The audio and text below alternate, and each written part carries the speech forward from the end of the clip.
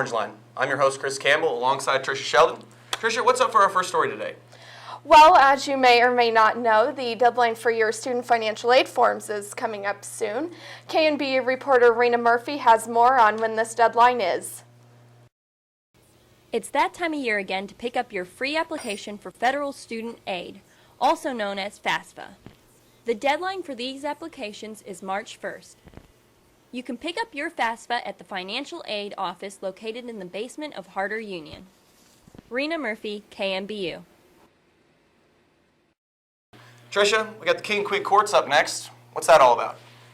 Well, this past week at the basketball game, a couple of Baker students were crowned as royalty, and I had the chance to go check it out.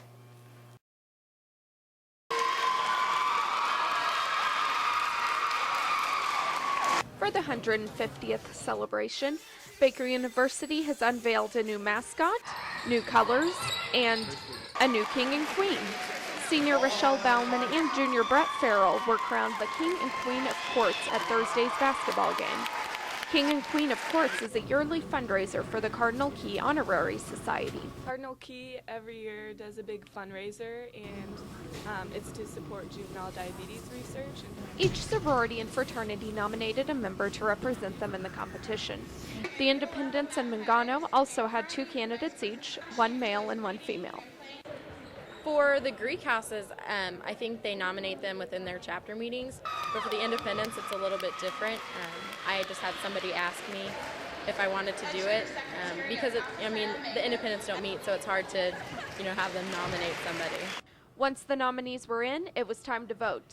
For the week leading up to the event, Cardinal Key members were set up in the union to collect the money. Nominees all each have a bucket, and people can put, if you put coins in it, it is positive points to that candidate. If you put dollars, it's negative points, and then checks can be either or. And then we'll just add up the total amount of points for each candidate, and whoever wins will win. The competition gets fierce. Greek houses often contact their alumni to send in large checks to put toward their candidate, or to subtract from another candidate. Because the event is so competitive, Cardinal Key members have to watch over the money. Everyone that's in Cardinal Key just has to work this for an hour or so a week, so just to make sure that no one steals money out of the buckets. The King and Queen of Courts event was able to raise a large amount of money for juvenile diabetes research.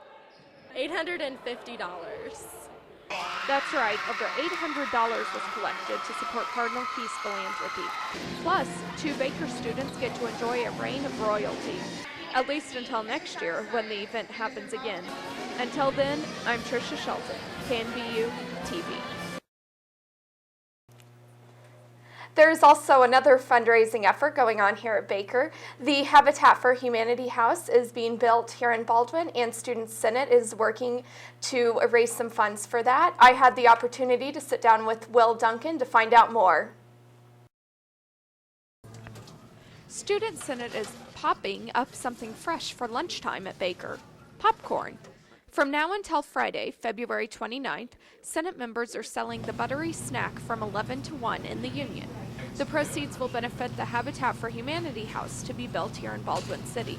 An exact location for the house has not yet been decided. Freshman Duncan is in charge of Senate's portion of the project. He decided to set up a contest between the classes.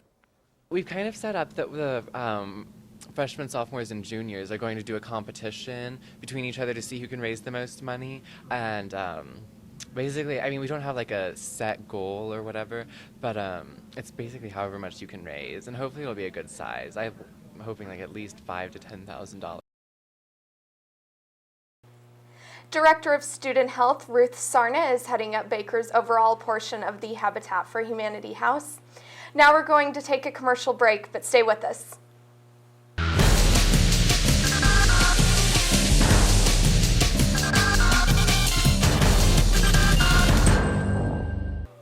Welcome back. Now a story on intramurals by Zack Rockey. Baker University has seen some new changes in the intramural department thanks to new coordinator Jason Smethers. Baker students are given the opportunity to play intramurals, and many have seen change in communication between the director and the players.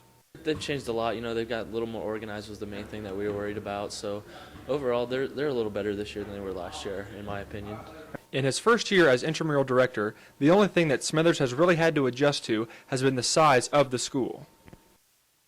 The school's quite a bit smaller. Eastern had 16,000 students going to less than 1,000.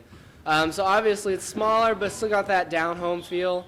Other than that, that's been the biggest adjustment. It's just the sheer size of everything. Organization has been key this year to why many believe that this year's intramurals have been so successful, and that is in large part due to Smethers. We still have most of all the same sports, but it was a little more hard to know when we were able to play. The communication wasn't very good, but I mean, we still got through it, you know, and it was fun. And this year it just seems a little more organized and spending a little more time on it, you know, getting everything set up the way it's supposed to be set up. Smethers' favorite part about being intramural coordinator is not what you might think. Watching them play, honestly, it's a lot of fun. If anybody hasn't been out here to watch them, spending an hour in this gym's probably the most entertainment you'll ever get. I'm Zack Rockey reporting for KNBU TV.